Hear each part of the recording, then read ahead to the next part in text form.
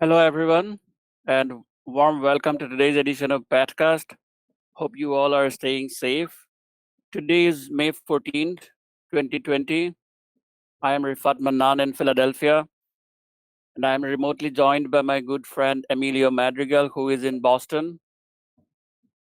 Today, we are very excited to welcome Dr. HEBA Mostafa, who is an assistant professor of pathology and director of the virology department at the Johns Hopkins University School of Medicine.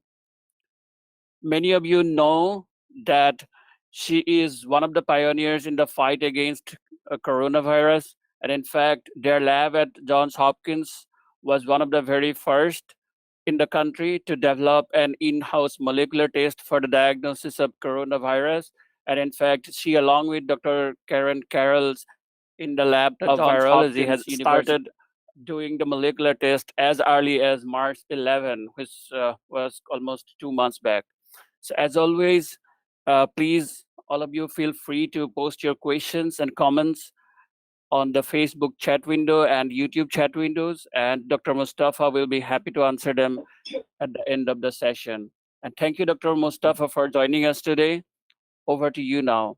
And today she is going to discuss about the molecular diagnosis of COVID-19, the ongoing challenges, and how to implement it. Thank you, Dr. Mostafa, again. Thank you so much for the introduction and thank you for the invitation. It's really a pleasure to talk about this today. So the objectives of my talk today is to discuss the molecular diagnosis of COVID-19 and highlight some considerations for molecular testing and result interpretations. And also, I would like to touch on the role of molecular testing in the outbreak control as the next step that we are hoping to start working on in this second piece. So just let's start with a little background about this virus and the whole family that it belongs to. So SARS-CoV-2 belongs to a family of viruses, which is known as coronaviruses. This family of viruses are characterized by an enveloped particles or gene particles, and these particles contain the genome, which is messenger RNA or mRNA, as a one stretch. And these viruses actually are the largest of the RNA genomes. Their genome is between 28 and 32 kilobases. And they were named coronaviruses because of how they look like under electron microscopy. They look like they carry crowns, where the name corona came from, and those are mainly made by those spike proteins on the surface. So the family coronaviruses, they contain a lot of animal and bird viruses that can cause severe disease in these groups. However, basically, the human coronaviruses are up to now only 7, and I highlighted them here in red. These human coronaviruses, now they divide into largely those that we describe as endemic. Those are 4, the OC43, 229A, NL63, and HKU1. I think most of us now are familiar with those numbers, although they are quite hard to remember. And then the 3 highly pathogenic coronaviruses that started with the 2003 severe acute respiratory syndrome or SARS, and then followed by 2012, the MERS coronavirus in the Middle East, and then the most recent coronavirus 2 or SARS-CoV-2 that is causing the current outbreak. These viruses belong to the genus alpha and beta coronaviruses. Beta coronaviruses are the most diverse, and besides those human coronaviruses, they contain other viruses that can infect mammals and birds. They actually can cause severe disease in animals, including the gastroenteritis and bronchitis, causing loss in those stocks. However, in humans, they didn't really catch the attention until this 2003 source. So the genome of coronaviruses, as I mentioned, is mRNA or positive sense RNA, which is basically a messenger RNA. And this is an example of the genome here. And those are the 7 human coronaviruses. And you can see that there are shared genomes between the viruses, namely the structural and the non-structural genes. However, they mainly differ in some accessory genes that are colored here in green. And a part of the replication pattern of coronaviruses is the formation of those subgenomic mRNA during the replication. So all coronaviruses are actually zoonotic, and it looks like an intermediate host usually explains the spillover of the infection. And so far, bats have been identified as the natural host of coronaviruses. But really, this host was the most studied so far, and this data is available from other species of birds. So largely, the natural host or like the bats are really known as or suspected to be the natural host just because they contain that higher genetic virus diversity as compared to other host species. And they continuously harbor this virus, and it was identified in bats in several geographic locations. And you can see here the intermediate hosts that are either identified or suspected for the human coronaviruses, and the only one which is missing from this figure is the most recent SARS-CoV-2, of which the intermediate host is not identified yet. So let's talk very briefly about the origin and evolution of SARS coronaviruses. So the very first SARS emerged in China at the end of 2002, and it affected more than 8,000 cases, and the fatality rate of that SARS was 10%. And in 2005, when we were trying to work to try to identify the source of this virus, they were able to find or to characterize some SARS coronavirus that they named SARS coronavirus related viruses. They were able to identify those in bats, which suggested back then that bats are the natural host of the virus. And they were able to characterize those SARS-related viruses from a wide geographical areas from bats. But interestingly, actually, they were able, after like 5 years of longitudinal study, to see that there is a coexistence of highly diverse SARS coronaviruses in bat population in a hotspot, which was identified in a cave in China. The interesting thing or the interesting point here was that they didn't really identify the virus as a one stretch in bats.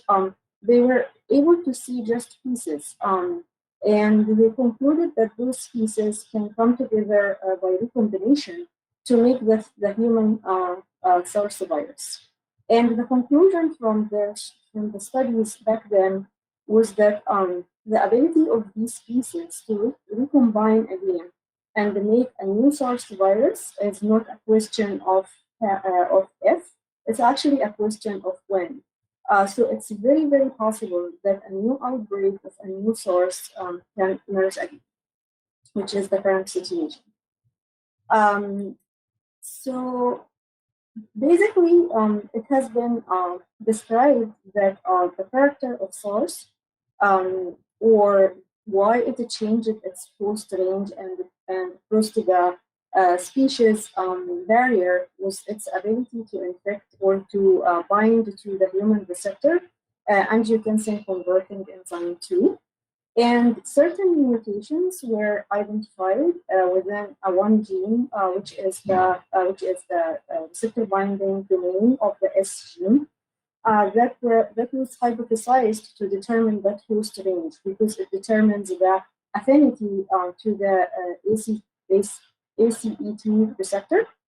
And also, it looks like this correlates also with the transmission efficiency between humans and the variants. So what about SARS-CoV-2, which is the new source? So as we all know now that this second source emerged on December in China, where the WHO China was informed about cases of pneumonia of unknown etiology. And they, in the beginning, were all associated with exposure to a one seafood market in Wuhan city. And when they isolated the virus, which was in the beginning isolated from the bronchoalveolar lavage specimens from 3 COVID-19 patients in Wuhan, and they did whole genome sequencing and phylogenetic analyses, this revealed that this virus belongs to beta coronaviruses. And they showed that this virus is very close to the first source. They share about 80% sequence identity. However, when they looked closely to the genome, they identified a few differences in between the first source and the second source in that gene, which determines, as we mentioned, the affinity to the angiotensin converting enzyme receptor. Which is the S gene with the receptor binding domain. And the thought by modeling and a few studies or a few experiments is that these changes might actually end up optimizing the binding to this receptor. And also they noticed that there is an additional change in the genome that also might be affecting the cleavage of this protein by some proteases, and might also determine the viral infectivity and the host range. So then different theories came up about the origin of this virus and the selection that has happened. And there are different defaults. Maybe the selection has happened in the animal before zoonosis, or the natural selection has happened in humans after the first infection from an animal to human. So this virus, now we all know, it causes the disease, and the disease name is COVID-19, which stands for coronavirus disease 2019. And the disease actually ranges from mild infection with symptoms that include cough, fever, shortness of breath, muscle pain, sore throat, and so on. However, it could progress to acute respiratory distress syndrome and more severe disease with multiple organ failure. We should appreciate, though, that the majority of the cases are actually mild, and maybe 20% of the cases belong to the severe and critical. So the pandemic was really quickly evolving. And as we mentioned, it started in December 2019, and this is how the numbers look like through the Johns Hopkins University dashboard as of May 15. You can see that we have more than 4 million confirmed cases, hundreds of thousands of confirmed deaths, and in the US we have about 1/4 of the confirmed cases worldwide, with also thousands of them. So this is a devastating, quickly spreading pandemic. So the history of how this outbreak was handled in the US in February, or basically in the beginning of the outbreak in the US, and how this disease was initially diagnosed, was mainly based on a belief that there was no community transmission back then in the US. So practically, the criteria for presumptive diagnosis and eligibility for testing were mainly based on travel history to Wuhan, China, or China in general, or exposure to a known COVID-19 case. And the first molecular assay that was available, it was offered only in the CDC. And it took a few weeks after that date to distribute this assay to the public health labs only. and which restricted the testing capacity in the US. So there was basically a diagnostic gap, and a lot of cases that were identified as presumptive in the beginning had to be sent to the CDC or public health labs for testing, which took many days until the results came back. And also, this caused a little bit of a lag in defining the disease from the clinical side to the physician. So it was only presumptive. And then quickly after then, the FDA allowed the clinical microbiology labs to start developing their own assays. The capacity of testing has increased. And we started to diagnose a lot of cases since we started testing. So for us here at Hopkins, once we started testing early March, we started to diagnose cases right away, and many of them. And I will show you the curve, the graph at the very end. But the quick turnaround time then with the molecular diagnosis allowed also the physicians to be able to characterize the disease and to be able to develop the knowledge in order to make a clinical diagnosis or a clinical suspicion. And it was also then very clear that now that we are diagnosing thousands of cases, that there is significant community split. So basically now, if the criteria for diagnosis changed, and it's not anymore largely dependent on exposure history, because now we know that there is transmission in the community. So the gold standard now in making a conclusive diagnosis of COVID-19 has become, besides clinical presentation and exposure, lab diagnosis. And so far, molecular diagnosis is the gold standard, I would say. Some assays are still, like serology mainly, is making it now to the diagnosis aspect, but it's still the molecular method is what is widely used for diagnosis. So this will be the main focus on the discussion. So we will talk a little bit about the molecular diagnostics of SARS-CoV-2, and let's take another look at the genome just to show the common targets that are used for the molecular assays for SARS-CoV-2. So again, the genome is positive sense RNA genome, and the common targets that has been chosen for SARS-CoV-2, or the most widely used right now, include the N gene, the RNA-dependent RNA polymerase E and S. The CDC assay choose or pick the two targets within the N gene. The WHO still prefers to screen with the E and then confirm with RNA-dependent RNA polymerase, and then different commercial assays pick the different targets. So to make a diagnosis with molecular method, there are different factors that should be put in mind when we think about the result.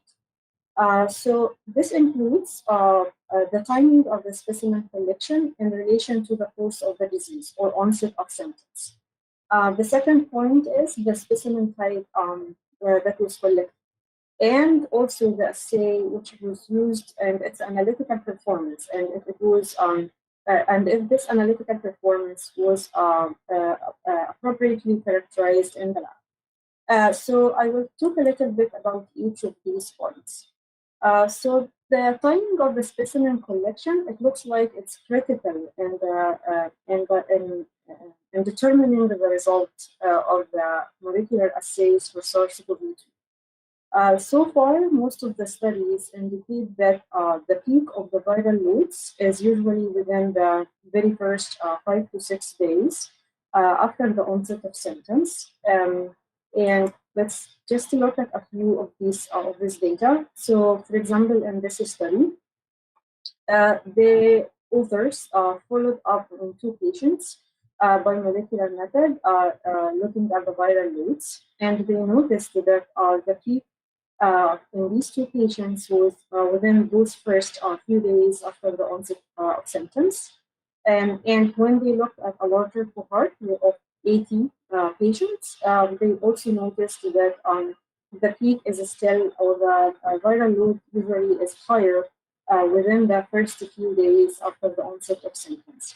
But also you can note here that there is a little bit of prolonged shedding or detection by molecular methods within this patient too, and a few of the additional patients they looked at here.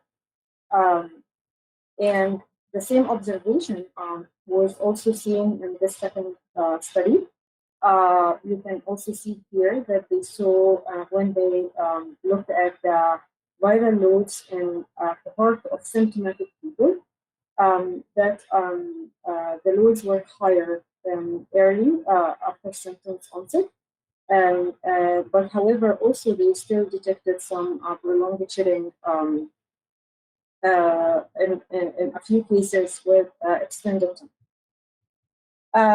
Probably it is easier to visualize this point in this figure from this paper, where they actually showed that the sensitivity of the detection by a molecular assay is higher within the first few days after the onset of symptoms. And then when the sensitivity declines with the progression of the, or with the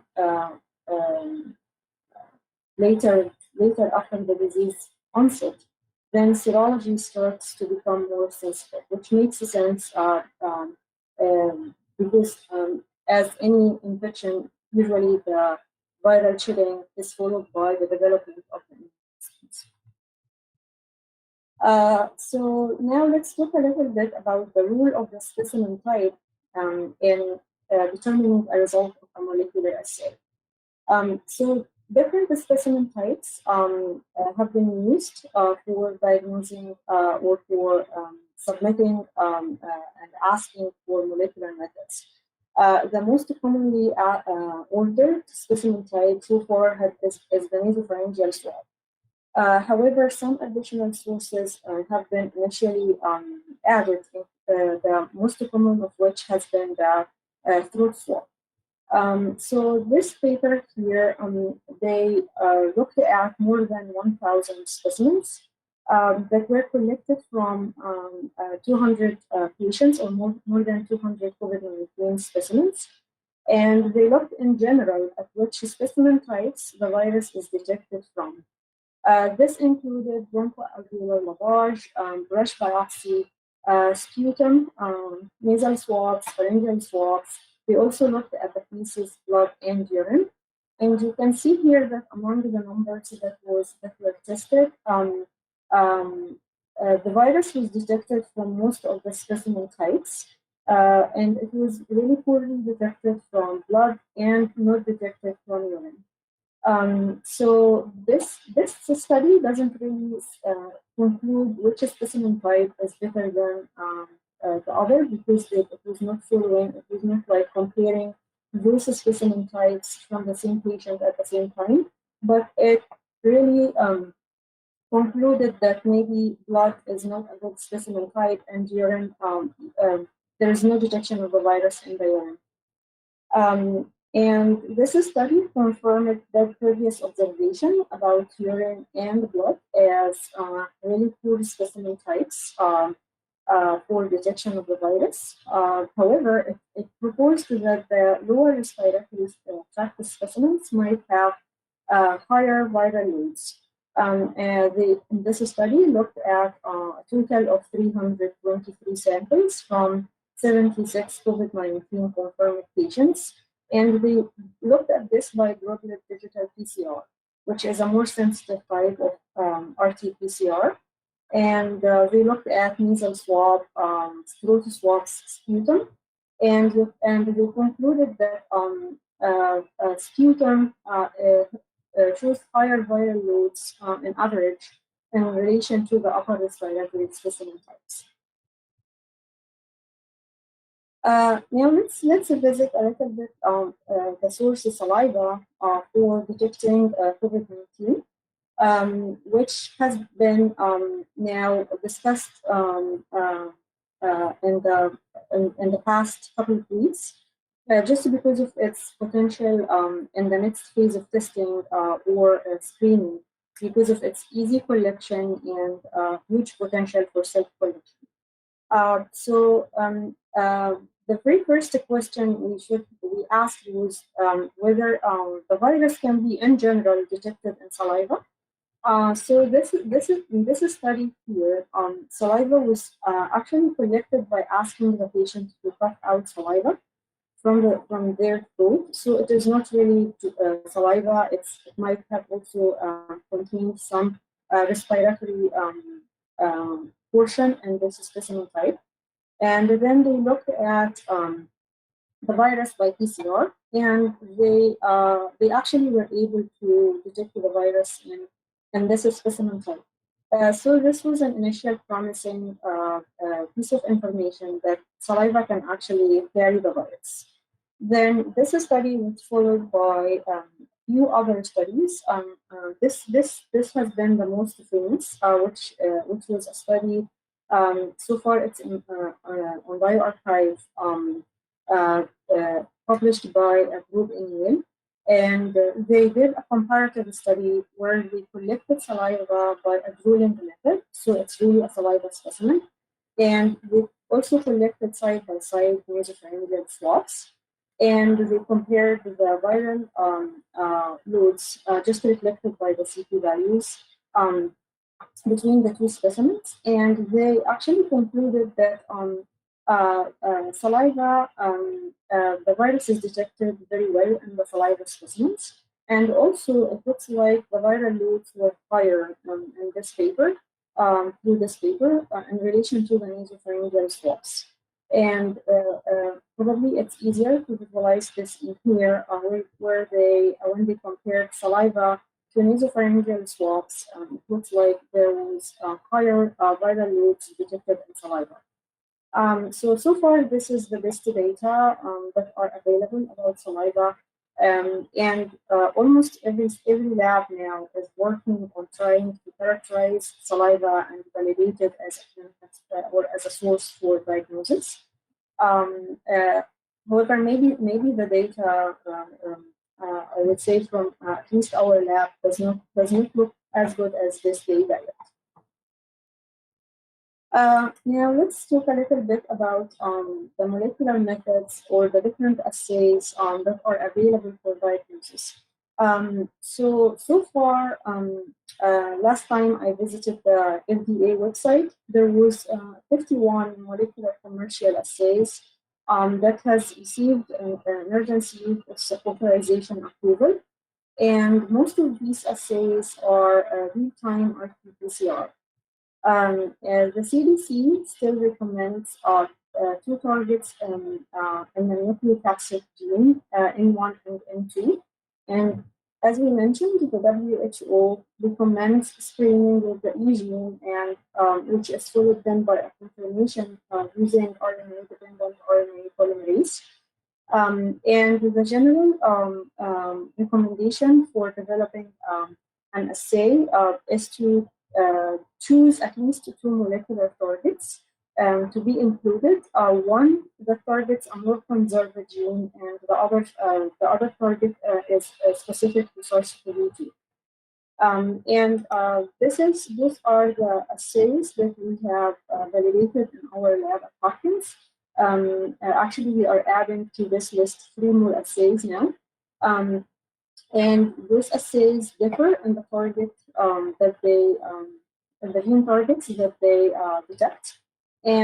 But we are, through our validations, we're very comparable in their analytical performance, which includes the analytical sensitivity or lower limit of detection, which is the lowest concentration of the viral genome copies that the assay can detect. And they also differ in the throughput per day and also turnaround time. And the reason why we validated different platforms in our lab was actually the challenge of the supply chain, which was very difficult when we started offering the testing in-house to secure the supply chain from one provider or from one company. And it was critical to develop redundancy in the lab to try to provide the sufficient throughput of testing and to try to deal with any problems that any specific company can face regarding the supply chain, which was actually very wise.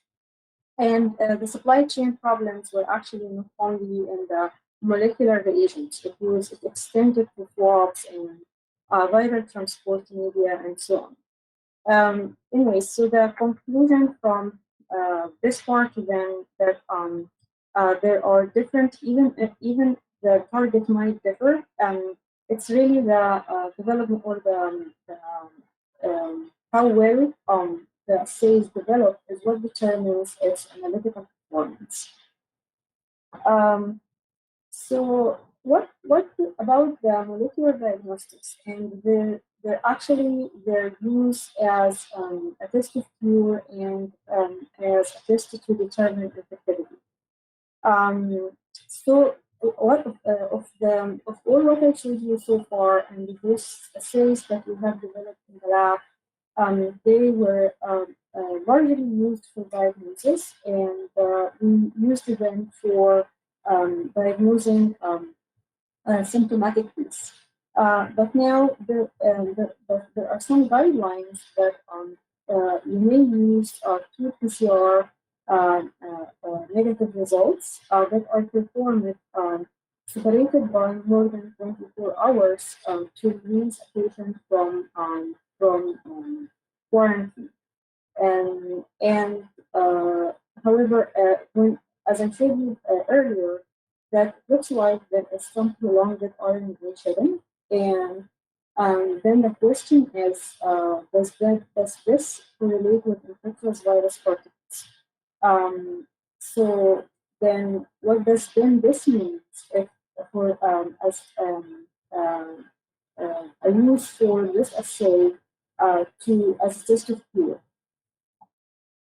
So probably it's easier to look at data and try to understand this better.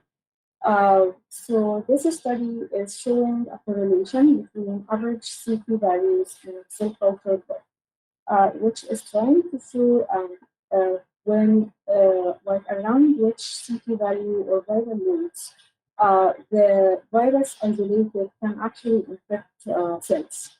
And so then when we follow up on a patient, look at the CT value and try to determine if this CT value might actually indicate that the virus is infectious or not. Especially that is the extended shedding after a prolonged time, the CT values tend to become higher.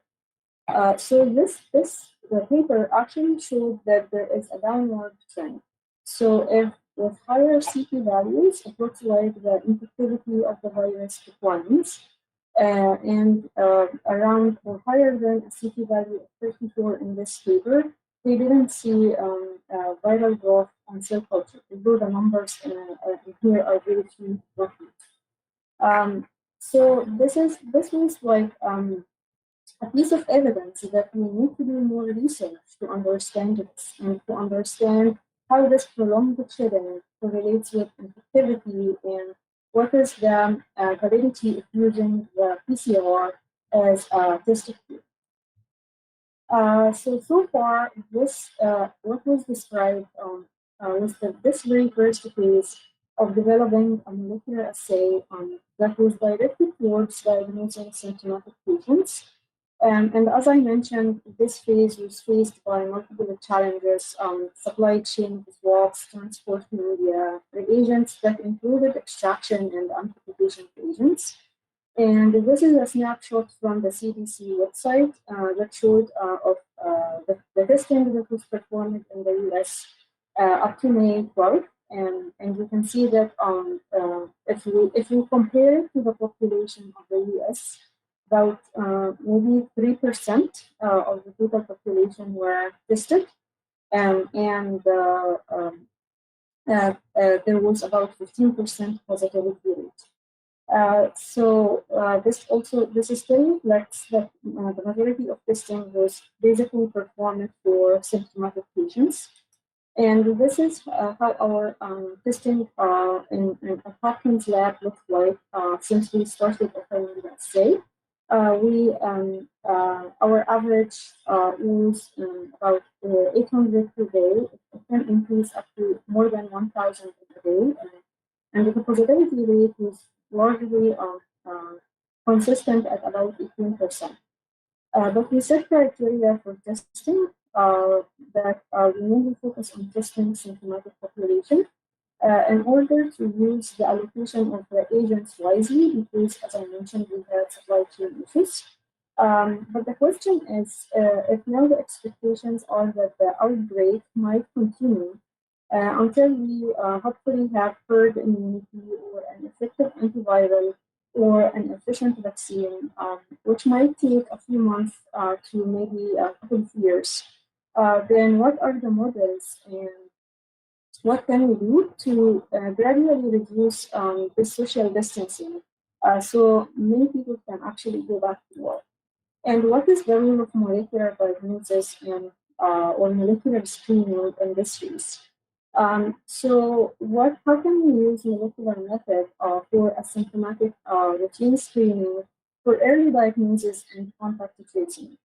The point is, the goal is we would like to develop accurate testing, which will be followed by immediate infection control measures to reduce the community transmission. But then the questions are, what is the molecular assay performance then in relation to the time after exposure? And here we say after exposure rather than after the onset of symptoms. And then is there actually a role for this early detection and screening in combating the outbreak? In this study, they performed a literature review that included 7 published studies to try to identify the sensitivity of PCR from the upper respiratory tract specimens to try to see how sensitive it is during the first few days after exposure. And they made this model using this pooled data from more than 1,300 patients. And they actually concluded that the sensitivity of the PCR is very low during the very first few days after exposure to the virus, which is quite expected. Because immediately after exposure, you might not have, or you most likely will not have a positive PCR. So then what does this mean? Probably this means that one assay or one test right after exposure might not be sufficient to diagnose a possible case. And maybe it's easier to look at this point within a more defined population, which was actually really nicely shown in this paper, which looked at the pre-symptomatic infections and the transmission in a nursing facility. And they actually looked at their population and within 23 days after the first positive test result, when we had one resident in this nursing facility that was positive, and we had 48 that tested positive. And they looked at those 48 patients and they divided them into those that were symptomatic, pre-symptomatic, those that showed atypical symptoms, and the population that had the typical symptoms of COVID-19. And they looked at their viral loads as reflected by the CT values. And we also looked at the ability of the virus to go on cell culture, and which you can see here in red circles. The red circle means that there was a positive culture. And it's actually remarkable here if you look at the pre-symptomatic group of patient or group of population that had they actually had most of them had high viral load, which is reflected by a low CT value, and also positive culture, which means that those pre-symptomatic people were actually shedding infectious virus. This is a very critical piece of information to conclude that if we are able to capture the positive cases when they are pre-symptomatic, then we can intervene early and do measures of infection control, which it looks like in this particular facility, more than half of the residents were asymptomatic at the time of testing, which most likely contributed to the transmission. And this is a very similar result from the same paper, but here they are actually looking at to compare the days after the first symptoms and to the CT value for viral load, as well as the culture positivity. And you can here also see that it looks like before, in the minus days here, before the onset of symptoms, you can see that many carried were shedding virus that was actually so this is really important to know to appreciate how important it is to early diagnose. And this is this is highlighted here or summarized here in this CDC report that summarized the articles that were published between the January 1st through April 2nd. To look at pre-symptomatic or asymptomatic transmission, this was that report that really captured why the CDC made these policy changes that recommend that the community has now to wear cloth, face mask, and to do or to implement distancing or social distancing, because of the high potential of asymptomatic and pre-symptomatic transmission. I think it's well summarized here in this figure that I actually stole from this website from the governor of Washington, where they are trying to implement policies for contact tracing, which will become very important when we diagnose early to be able to interrupt this asymptomatic transmission, which will then enhance this tracing plan to allow more businesses to open and more people to be active publicly. But this requires huge testing capacity, which is currently still a challenge. However, it's important to appreciate that this implementation is likely to interrupt this unidentified early transmission chains, which will have a positive impact on moving this curve of transmission down. So to summarize my talk, the molecular methods so far are the current gold standard for a conclusive diagnosis of COVID-19. There are many factors that will determine the result, including the collection of the specimen, timing, source, and also the assay you choose to do the analysis or to do the diagnosis. But still, a lot of research has to be done to better understand the validity of using the molecular methods as tests of cure. And early diagnosis and contact tracing are crucial for transmission chains. I would like to thank you all for listening, and I hope you all stay safe. And I will take any questions.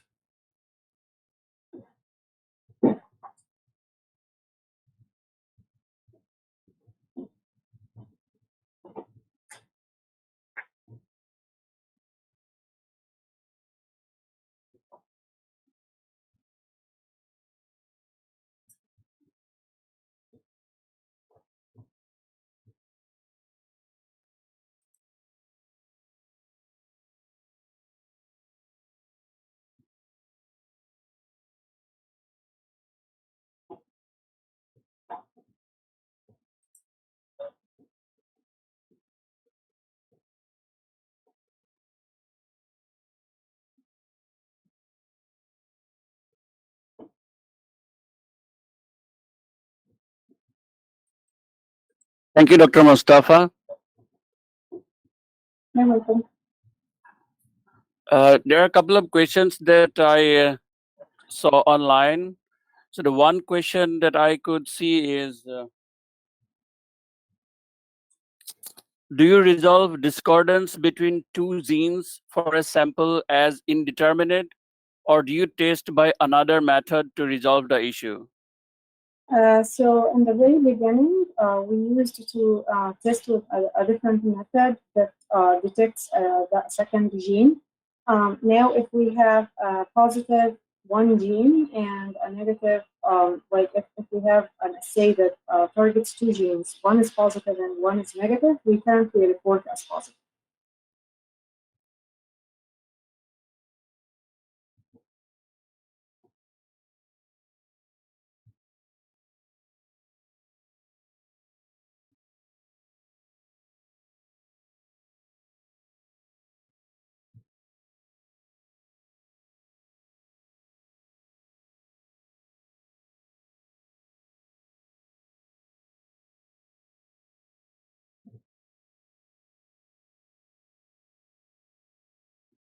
Another question is from the same gentleman, Sabine, that we are seeing that the N gene is being detected at higher cycle thresholds without RDRP in patients who have recovered, because most institutes use the testing strategy for discharge of patients.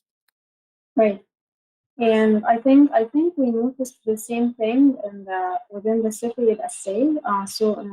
We did a small study in the beginning where they actually had the RNA-dependent RNA polymerase gene as a part of their assay, and the CT values of that gene were also higher in relation to the N gene.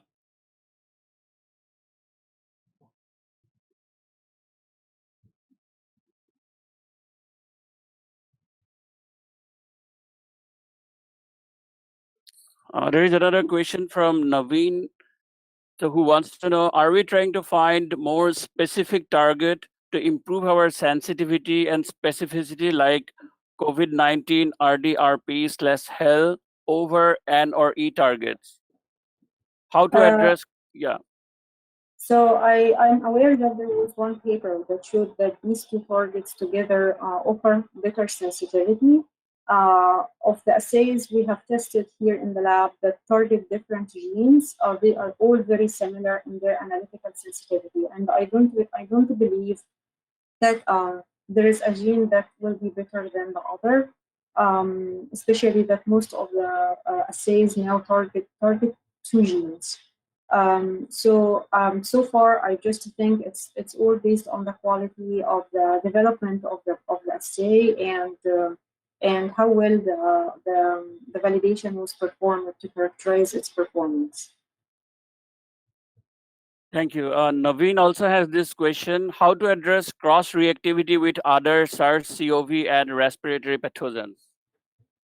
I believe that both in silico and some work that was done by the companies proved that their specific targets don't cross-react with the SARS-related coronaviruses. But in general, at least in our community here, we consider a positive as a positive because we don't see those viruses usually here in the community. I don't know how this can apply for other geographical areas where those viruses might be seen. But I don't think our assays will show cross-reactivity through the specific genes at least. So there is another question. Emmanuel wants to know, do we have high negative predictive value for molecular methods? So this is a complicated question. I would say it's good. I don't know the exact percentage, but as I showed you, it all depends on the timing of the specimen collection and the specimen type that will determine if you can actually conclude that this is a negative COVID-19, and the clinical assessment has to play a role here. But there aren't yet conclusive data on this. Right. So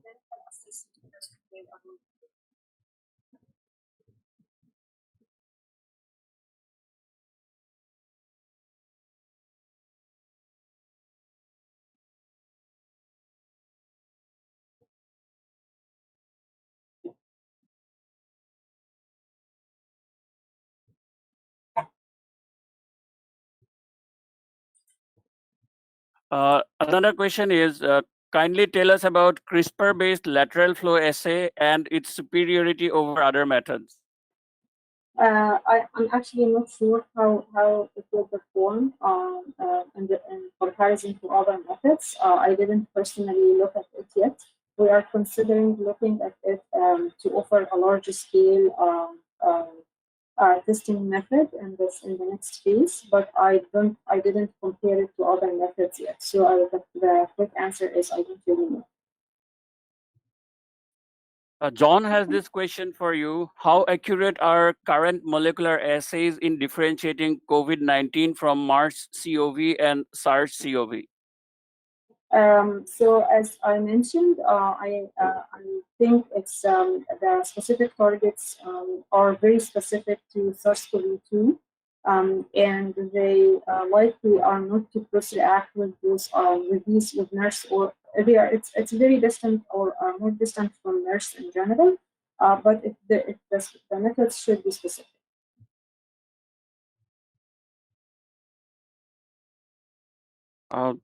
So there is another question from Tilak, who wants to know, when is the best time to test contact person with patient? This is also a complicated question. So if we think about the timing, as we looked at the data, as I showed you the data, where the right after exposure, it's the sensitivity of a molecular method for a few days is usually very low, and it takes a few days after exposure to detect the virus by molecular method. I would say you will need to test several times. And I would say that the best strategy in this case is to just isolate. So if there is a contact to a known case, it's the self-isolation for a few days, and then testing after a few days is to me is the best strategy. Dr. Ambarish Padhi had this question for you. So that they have been to Thailand in January, and on way back, the family had severe URI, not the usual one which should have lasted, and it lasted for almost 3 weeks. So clinically, it was unusually lasting viral infection. So could it have been a milder mutant, and is there a way to prove? So a milder mutant, I don't think there is any evidence that there is a milder mutant. The circulating genomes are very, very similar so far, and it doesn't look like this virus changed to conclude that there were milder mutants and more aggressive mutants so far.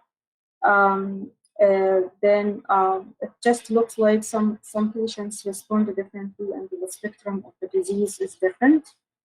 So it might have been, I think serology right now might reveal if that particular family were previously exposed. Right. So there is another question. Emmanuel has this question for you. Which guidelines are we currently using in quality control of our molecular methods? We are following the CLIA regulations in the lab, and we are following the FDA guidelines because this is a unique situation where we are using emergency use authorization methods, which are less stringent than a regular FDA cleared assays. So this is what we follow right now. Right. Nada has this question for you. So what should the interval testing period be between a negative PCR and the next one? If PCR is used to detect infection, asymptomatic / pre-symptomatic high-risk patients and providers. Right. These are the intense conversations we are having right now. If we are to offer this asymptomatic or asymptomatic screening, and if it is better to do it once a week or twice a week. So I don't think we know the answer to this yet. I think if we have the capacity and resources and supply chain, we would do it twice a week. But it all depends.